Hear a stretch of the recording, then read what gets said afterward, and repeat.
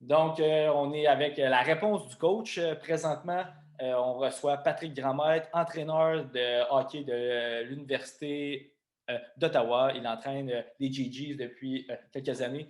Pour ceux qui ne le savaient pas, Pat Grandmaître était aussi ça a été un ancien joueur de hockey. Il a joué à la GMQ, il a joué universitaire, il a été ensuite joué en Europe.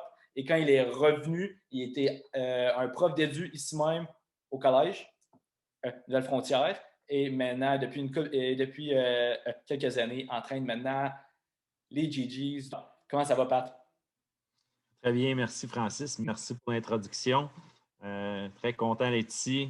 C'est le fun d'être un peu de retour dans la gang de Nouvelles Frontières où je garde d'excellents souvenirs de mon temps passé à NF. Parfait. Nous, on te remercie d'être présent avec nous et de répondre à ces capsules-là de coach.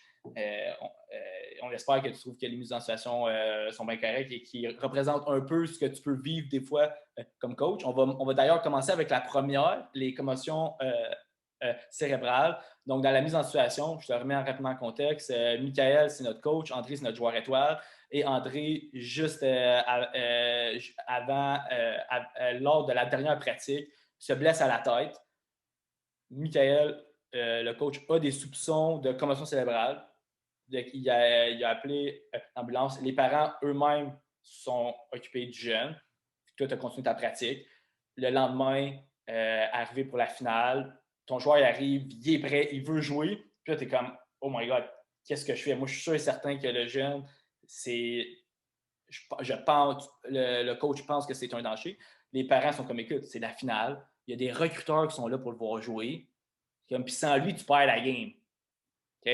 Comment que un coach, même que ce soit ton joueur et toi, whatever, t'as un joueur qui veut jouer, mais tu l'as vu que c'est blessé, qu'est-ce que tu fais à ce moment-là? Ouais, écoute, c'est un scénario, le sujet est très d'actualité, hein, les commotions, on en parle de plus en plus. Pour les bonnes et les mauvaises raisons. Les bonnes dans le sens que c'est très important, mauvaises dans le sens qu'il y en a beaucoup, puis c'est dommage que ça l'affecte autant de gens. Euh, Vous allez voir un peu par mes réponses, quand tu mets le chapeau d'être un coach, c'est beaucoup plus que de juste gérer une pratique, puis de gérer une stratégie de match. Être le coach, c'est être plusieurs personnes en même temps.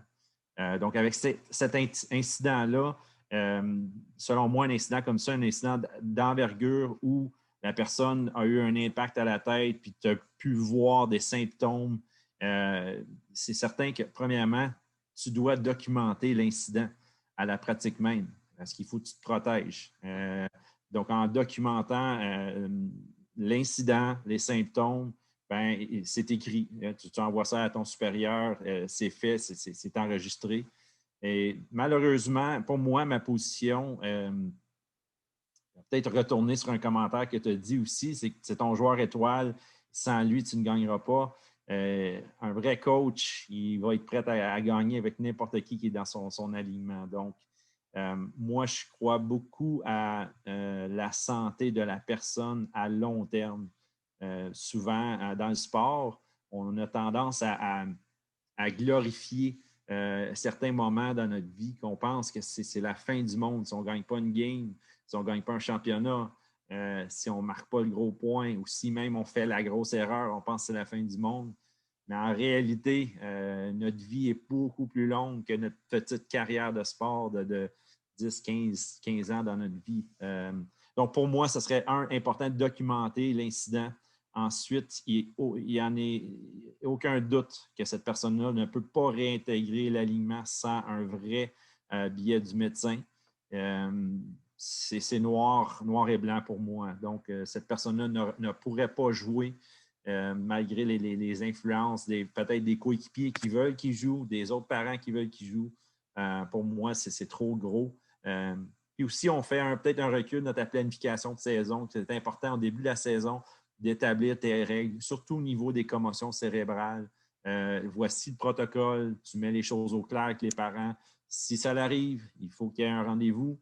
Il faut qu'il y ait un billet qui dit ce n'était pas une commotion, à mon avis, prête à réintégrer l'alignement dès la prochaine pratique. et ainsi de suite. On ne peut pas prendre cette responsabilité-là dans nos mains. Je vous questionne, moi, si tu le laisses aller, ce jeune-là, et lors du premier jeu, il y a un autre impact à la tête et le jeune ne se relève pas. Imaginez ce feeling-là que tu as entre tes mains, que tu as décidé d'écouter les influences. Je te challenge à essayer de vivre avec ça quand tu retournes à la maison après. C'est beaucoup plus difficile que de vivre avec une défaite parce que tu n'as pas laissé ton joueur étoile jouer. Justement, tu as parlé d'un protocole, tu as parlé qu'il faut qu'il y ait un billet du médecin. Admettons, là, le jeune il arrive avec son billet du médecin. Okay? Toi, comme coach, tu as encore des doutes pareils. Est-ce que tu le fais jouer pareil? C'est une très bonne question. Donc, s'il y a un billet du médecin officiel, moi, je parlerai avec le jeune et ses parents parce que, veux pas, cette personne-là est d'âge mineur et pas apte à prendre des grandes décisions, même si elle voudrait. Si les parents sont prêts à supporter la décision du médecin, je pense qu'à ce moment-là, tu t'enlèves un peu cette responsabilité-là. Tu as le billet du médecin, tu as le consentement écrit des parents. Je prendrais un courriel officiel, pas juste une poignée de main. Oui, oui, mon garçon est correct. Encore, tu te protèges en documentant les choses.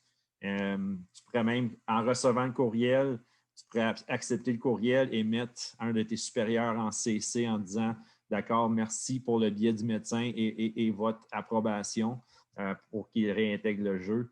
Et ensuite, parce que nous, on n'est pas médecin, hein, ce n'est pas à nous à décider, parce que de ce côté-là aussi, ça peut être problématique. Si le jeune ne se fait pas recruter et ainsi de suite, les parents peuvent commencer à mettre d'autres types de pression sur toi. Donc, tu te protèges. Encore, c'est noir et blanc selon moi. Et puis, tu vas de l'avant avec ces protocoles-là. OK. Puis justement, est-ce que ça t'est déjà arrivé comme coach que même s'il y avait un billet du médecin, même si les parents étaient d'accord, même si le jeune veut jouer, toi, tu as remarqué que le jeune n'était pas apte à jouer, puis tu as pris. Est-ce que ça t'est déjà arrivé de prendre la décision de non, tu ne joueras pas, ou si tu joues très, très peu. Comme je l'ai réduit ton temps de jeu, au lieu de jouer, mettons, 15 minutes, tu vas jouer 5 minutes.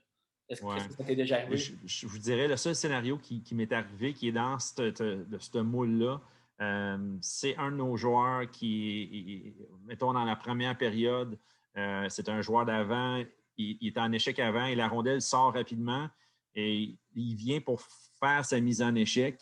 Il passe à côté du joueur, il trébuche puis il se cogne la tête sur la bande comme un mouvement, mais toute l'attention du jeu n'était pas sur cet impact-là. La rondelle était sortie. Mais moi, je l'ai vu. Je l'ai vu la manière qu'il a tombé et la manière qu'il s'est relevé. Il avait les jambes molles. Il a eu de la difficulté à arriver au banc. Il est arrivé au banc. Le jeu, il continuait. Puis j'ai tout de pointé à notre thérapeute athlétique d'aller voir le nom. C'était John. Allez voir, va voir John. Il y a quelque chose de pas correct. Il fait il pose 3-4 questions. Viens me voir. Il est correct. Il est correct. Je dis à mon assistant qui change les avants, je dis fait sauter une coupe de chiffres à John. On veut juste voir. On a attendu entre la première et la deuxième période. Il a rencontré le médecin qui était dans l'estrade. Il vient dans notre salle de thérapie entre chaque période. Il les a rencontrés. Ils ont fait un autre test. Là, il a commencé à parler un peu plus de symptômes. Il a réessayé quand tu rentres à la glace avant la deuxième période, fait une coupe de tours. Il est venu nous voir au banc puis il dit ça ne va pas, là, je vois, il y a quelque chose de différent, je ne me sens pas bien. Et il n'a pas joué. Donc, j'étais très content d'avoir pris la décision de ne pas juste me fier aux 3 petites questions qu'on pose. Tu vois-tu mon doigt, ta date de fête, ces choses-là. Ce petit test-là, pour moi, j'ai vu l'impact, j'ai vu comment ça s'est passé.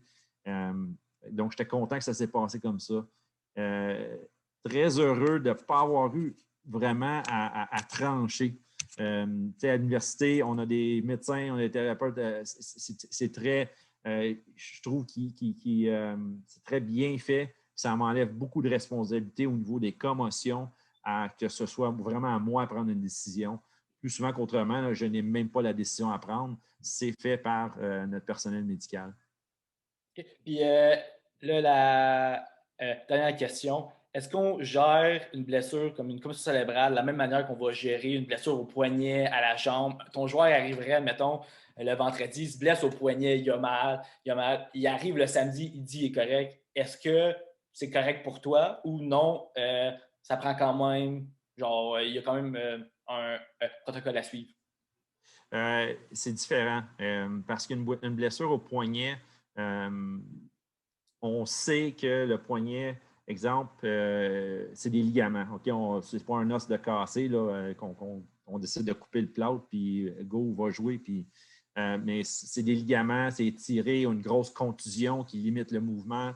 Il y a des choses qu'on peut faire, de la chaleur, bien réchauffer, de la glace.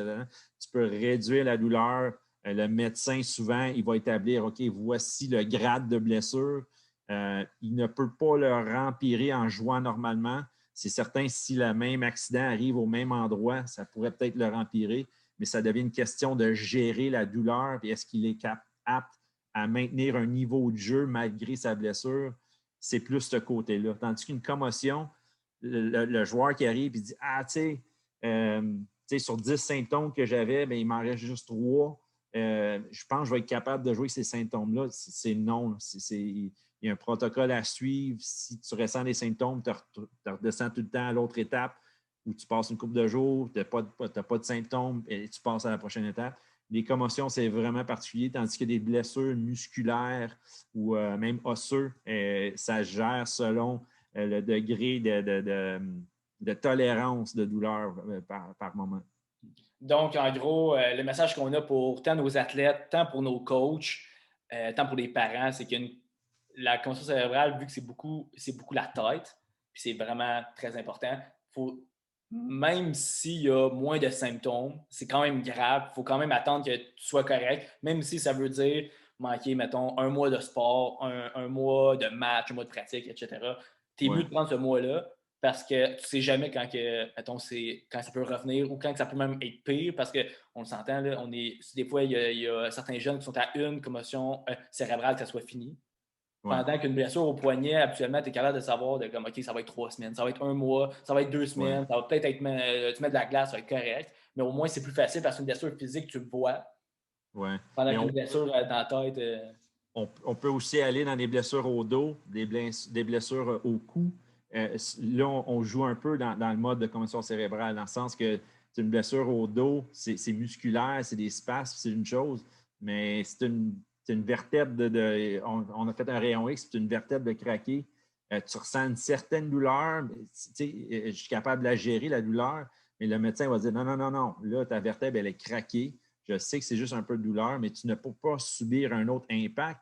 Elle va casser, puis là, c'est peut-être la paralysie. Donc, ça y va. Je ne veux pas qu'on perçoive juste les commotions, c'est une chose, et puis tous les autres blessures, on gère la douleur, puis on est correct. C'est quasiment du cas par cas. C'est la même chose avec un genou. Si c'est un genou, puis c'est comme, oh, je suis capable de gérer la douleur, on va mettre un knee brace.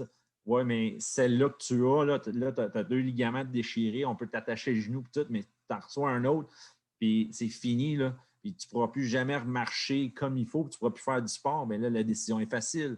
Et fait que, tu sais, faut vraiment aller plus loin dans la blessure, mais c'est certain que les commotions, c'est comme non négociable. Ça, c'est sûr et certain. Okay. Ben, écoute, Pat, merci beaucoup pour cette première capsule. Il va en avoir d'autres, fait que, on va se revoir pour les autres, mais merci beaucoup. Puis on se voit Plaisir. à la semaine prochaine. Yes, sir. Okay.